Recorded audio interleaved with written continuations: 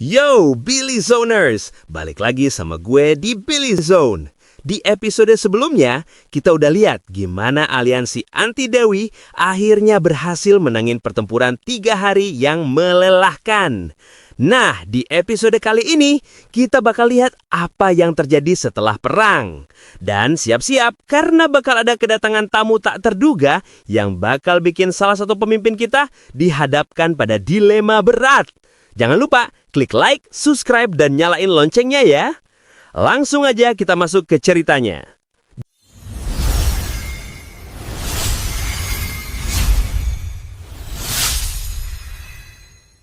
Jadi, kita mulai dari momen setelah pertempuran. Aliansi kita menang, tapi mereka nggak bisa langsung maju.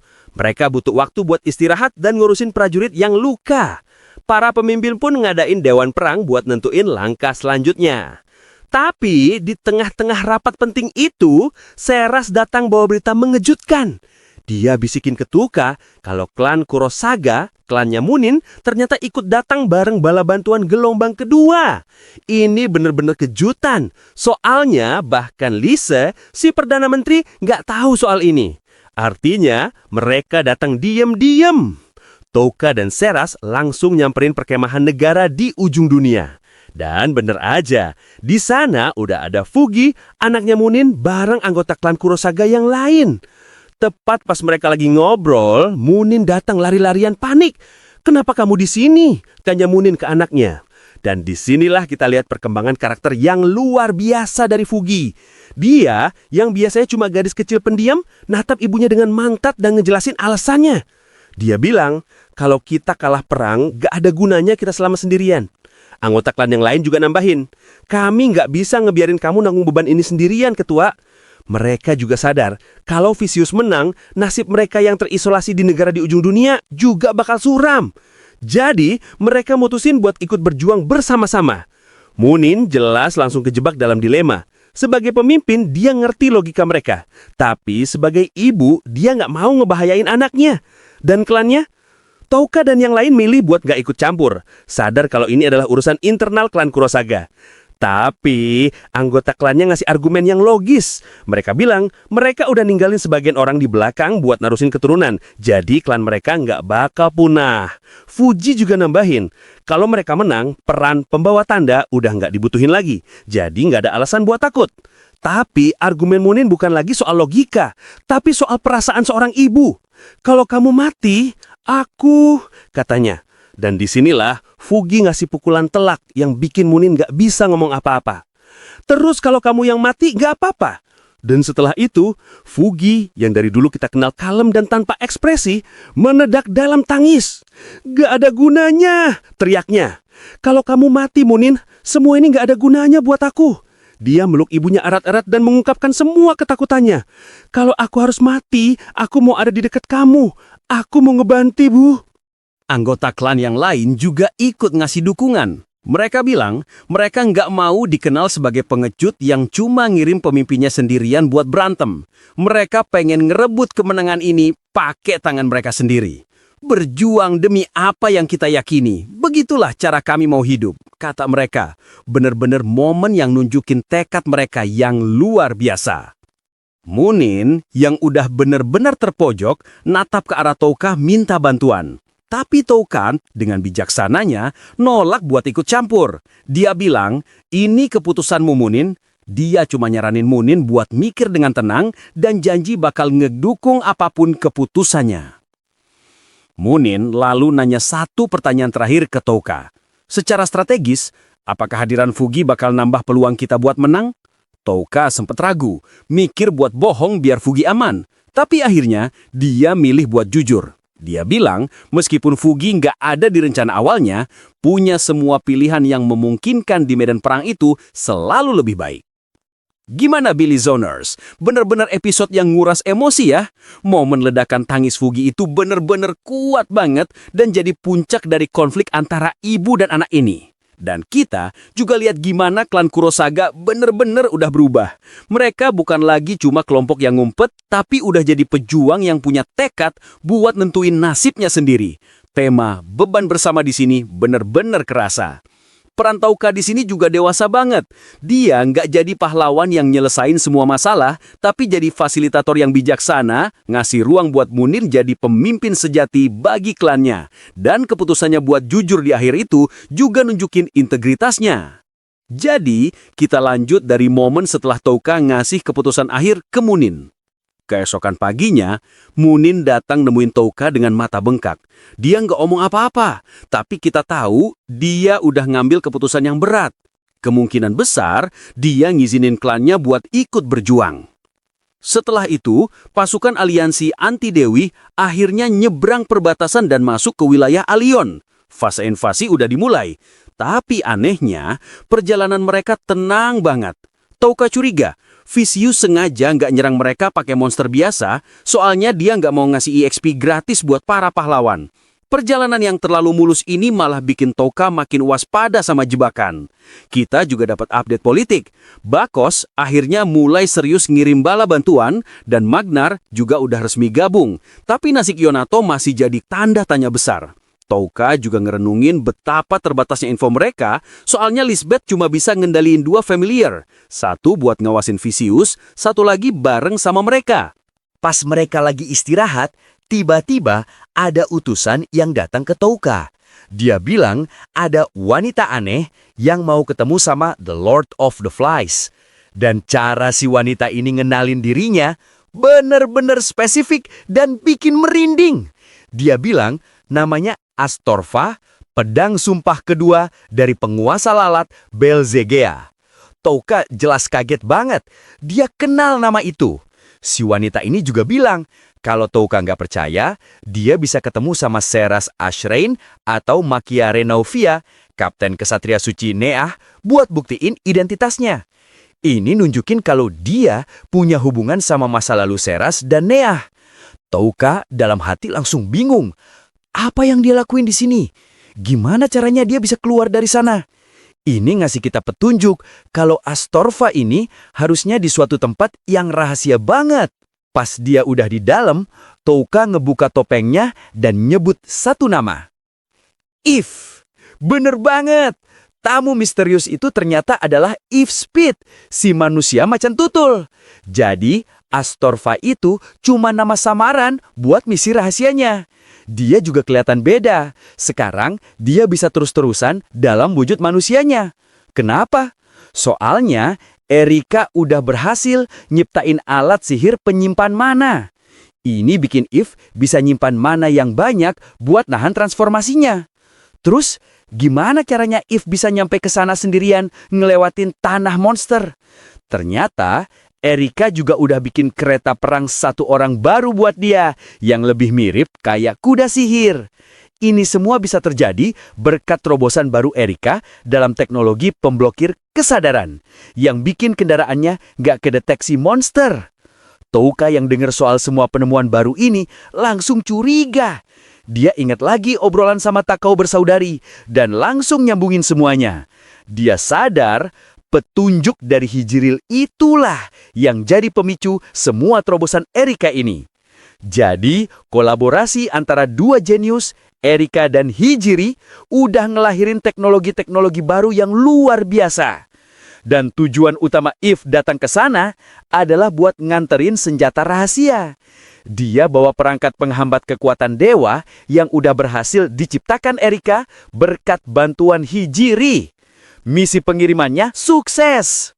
Di akhir, Eve juga ngejelasin kenapa Hijri bisa mecahin masalah yang bikin Erika buntu bertahun-tahun. Katanya Erika, hidup kelamaan itu kadang bikin pola pikir jadi kaku. Petunjuk dari orang luar kayak Hijril itulah yang bantu dia nemuin solusi. Hijril juga nebak kalau peningkatan stat kecerdasannya mungkin ngebantu dia buat mikir di level yang beda. Gimana Billy Zoners? Bener-bener episode yang isinya penghargaan buat karakter-karakter pendukung kita ya. Kita jadi makin salut sama Erika, si pahlawan tak terlihat yang kerja keras di balik layar. Tanpa dia, semua ini nggak mungkin terjadi. Dan cara penulis nyambungin semua peristiwa besar buat ngejelasin perjalanannya Eve itu bener-bener brilian.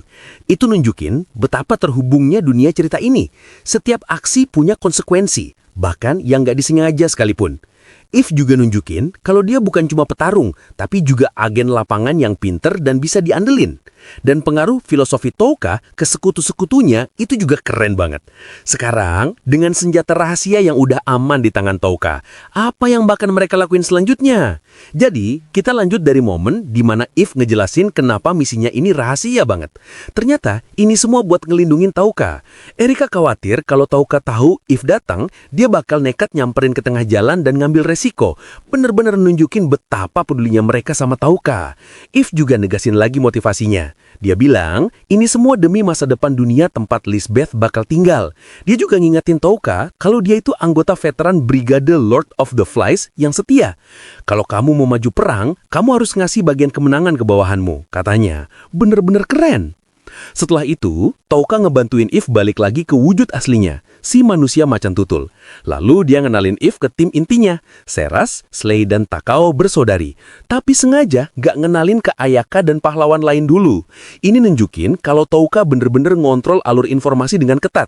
Dan disinilah Touka ngatur satu pertemuan paling bersejarah.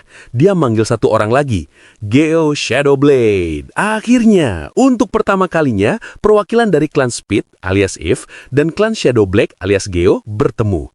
Geo yang serius banget langsung ngajak If buat ngobrol berdua. Dan setelah 30 menit, If pun balik dan nyeritain hasilnya. Ternyata, sejarah kedua klan ini beda banget.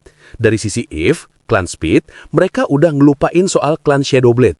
Ceritanya hilang ditelan waktu.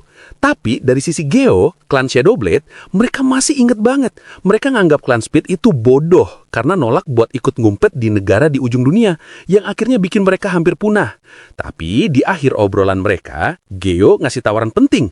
Dia secara resmi ngundang If buat gabung sama negara di ujung dunia. Ini adalah langkah pertama buat nyatuin lagi dua klan yang udah kepisah ratusan tahun. Gimana Billy Zoners? Bener-bener episode yang dalam banget ya. Kita jadi ngeliat betapa setianya If ke Touka dan Liz, dan perkembangan karakternya jadi pemimpin yang bijaksana juga keren banget. Tapi yang paling penting, jelas pertemuan antara If dan Geo. Ini benar-benar momen world building yang luar biasa. Kita jadi tahu soal perpecahan di antara ras manusia macan tutul dan gimana sejarah bisa dilihat dari dua sisi yang beda. Ini juga nunjukin lagi betapa pinternya Touka sebagai pemimpin. Dia bukan cuma mikirin perang, tapi juga mikirin gimana cara nyatuin sekutu-sekutunya di level yang lebih dalam. Sekarang, dengan adanya tawaran dari Geo, apa yang bakal jadi keputusan If? Apakah dua klan ini beneran bakal bersatu lagi? Jadi, kita lanjut dari momen di mana Touka lagi ngobrol sama If. Di sini, Touka nunjukin lagi kedewasaannya. Dalam hati, dia ngaku kalau dia sengaja nggak ngasih tahu If soal nasib pedang keberanian, kelompok yang ngebantai klannya If. Kenapa? Soalnya dia lihat If udah bisa move on, dan dia nggak mau ngebuka luka lama itu. Bener-bener tindakan yang protektif. Setelah itu, Touka ngumpulin semua tim inti Brigade Lord of the Flies buat terakhir kalinya sebelum perang. Ada Touka, Pigimaru, Seras, If, Lisbeth lewat familiar, dan Slay. Ini bener-bener momen tenang sebelum badai. Dan disinilah kita dapat monolog paling dalam dari Touka. Pas ngelihat mereka semua ngumpul, dia ngerasa nyaman banget. Dia sadar kelompok ini udah jadi keluarga barunya. Seras kayak figur ibu, If kayak figur ayah, dan Liz kayak cerminan dirinya yang dulu. Bener-bener mengharukan. If yang dapat ide dari Itsuki, ngusulin mereka buat fist bump bareng-bareng buat nyatuin semangat. Semuanya pun ikut. Bahkan Pigimaru sampai ngebentuk tentakelnya jadi kepalan tangan kecil. Dan di momen ini, Touka yang biasanya dingin ngelakuin sesuatu yang jarang banget dia lakuin. Dia ngucapin terima kasih yang tulus banget. Terima kasih ya udah nemenin aku sampai sejauh ini, katanya. Dia ngaku di dunia lama orang tua angkatnya yang nyelamatin dia. Tapi di dunia ini merekalah yang ngejaga dia biar nggak sepenuhnya tenggelam dalam kegelapan. Semua yang dengar ini jelas terharu. Dan Seras yang dapat semangat baru coba ngasih pidato penyemangat terakhir. Dengan muka merah dan sedikit gugup, dia teriak, "Kita kalahin dia! Kita kalahin Dewi busuk itu!" Touka yang lihat sisi canggung tapi tulus dari Seras ini sampai kaget, tapi juga terpesona. Touka bukannya ngejek, dia malah ketawa tulus buat pertama kalinya. "Itu baru semangat," katanya. Momen ini benar-benar nunjukin betapa nyamannya dia sekarang di antara teman-temannya. Setelah itu, Touka ngajak Seras buat berangkat, negasin lagi tujuan mereka. Kita bakal kalahin Dewi Busuk itu. Mereka pun nyamperin kereta yang udah disiapin. Dan di sana, mereka disambut sama Nyaki dan Munin. Akhirnya, tim inti Brigade Lord of the Flies bener-bener ngumpul di satu tempat. Touka pun secara resmi ngenalin Eve Speed ke mereka berdua. Interaksi di antara mereka bener-bener nunjukin dinamika kelompok yang unik. Eve dan Munin sebagai dua figur dewasa langsung nunjukin rasa saling hormat. Munin makasih ke Eve karena udah bawa senjata rahasia. Dan Eve ngebales kalau semua ini gak bakal mungkin tanpa Munin. Tapi Eve juga sempat ngegoda Munin. Kirain kamu lebih nakal, katanya. Berdasarkan cerita Touka, bikin Munin jadi malu-malu. Sementara itu, Nyaki seneng banget ketemu sama si seniornya, si Eve. Dia negasin lagi kalau dia mau balas budi ke Touka. Dan disinilah Eve dengan mata tajamnya ngasih analisis yang dalam banget soal Touka. Dia bilang ke Nyaki, "Sekarang aku ngerti. Kamu itu bagian penting dari alasan Touka berjuang." Eve sadar, ngelihat cara Touka ngejaga Nyaki dan Lisbeth, kalau motivasi Touka itu bukan lagi cuma soal balas dendam, tapi juga soal ngelindungin kepolosan. Nyaki yang dengar kalau dirinya berguna, jelas seneng banget. Di akhir, Nyaki ngelihat familiar gagaknya Lisbeth di bahu Eve, dan dia jadi makin semangat. Semua anggota tim inti, baik yang hadir fisik maupun online, akhirnya benar-benar udah siap buat perang. Jadi, kita lanjut dari momen di mana Nyaki akhirnya ketemu sama Lisbeth lewat familiar gagaknya. Dengan malu-malu, Nyaki ngajak Liz buat jadi temennya. Dan Liz dengan antusias nerima ajakan itu. Benar-benar awal dari persahabatan baru yang manis. Ngelihat semua momen kebersamaan ini, Eve ngasih satu analisis terakhir ke Touka. Dia bilang, meskipun Touka ngaku ini cuma perjalanan balas dendam, tapi di sepanjang jalan dia udah nenun benang kebaikannya sendiri. Kamu boleh aja nyangkal, tapi emang gitu kenyataannya, kata Eve. Dia sadar kalau Touka itu sebenarnya orang baik. Setelah itu, pasukan aliansi pun berangkat. Di dalam kereta, Seras nyuruh Touka buat istirahat. Dia bilang, cuma dia yang bisa lihat kelelahan di balik akting Touka yang selalu kelihatan kuat. Mungkin ini egois, tapi aku ngerasa aku yang harus nyuruh kamu istirahat, katanya. Benar-benar nunjukin kepeduliannya yang dalam banget. Touka pun nurut. Dan pas dia lagi tiduran sendirian, dia mulai ngobrol dari hati ke hati sama partner pertamanya, Piggy Martin. Dia ngucapin terima kasih dan ngerenungin betapa pentingnya si slime imut ini dari awal perjalanannya. Kalau kamu gak ikut aku dulu, gak tahu deh aku bakal gimana sekarang, katanya. Dia nanya, kenapa Piggy Maru setia banget sama dia? Dan pas Piggy Maru nempel di pipinya tiba-tiba, Touka ngedengar suara Piggy Maru di kepalanya. Piggy Maru ngomong kalau dia senang banget punya teman. Dan karena Touka udah nyelamatin dia pengen ngebantu balik. Dia bilang dia gak pernah takut karena selalu ada Touka. Dan puncaknya, Piggy Maru bilang, "Aku cinta kamu, Touka." Touka langsung sadar. Dia gak cuma bisa ngedenger Piggy Maru, dia sekarang bisa ngerasain apa yang dipikirin sama monster. Ini adalah power up baru yang sama sekali gak disangka-sangka. Gimana Billy Zoners? Bener-bener episode yang super emosional dan gak terduga ya. Momen persahabatan Nyaki dan Liz itu bener-bener manis banget. Dan momen Touka sama Piggy Maru itu bener-bener puncak dari hubungan mereka. Kita jadi tahu perasaan tulus dari si slime imut itu. Tapi yang paling penting jelas power up baru Touka. Kemampuan buat ngerasain pikiran monster ini bener-bener game changer. Ini bukan kekuatan buat nyerang, tapi kekuatan empati yang bakal ngasih dia keuntungan luar biasa di medan perang nanti. Dan kayaknya kekuatan ini muncul karena hati Touka yang udah mulai terbuka berkat keluarga barunya. Dengan kekuatan baru ini, gimana Touka bakal manfaatinnya di perang terakhir? Tulis mau prediksi kalian di bawah. Jangan lupa like, share, and subscribe channel Billy Zone biar kita bisa terus ngikutin kelanjutan ceritanya. Sampai jumpa di episode berikutnya.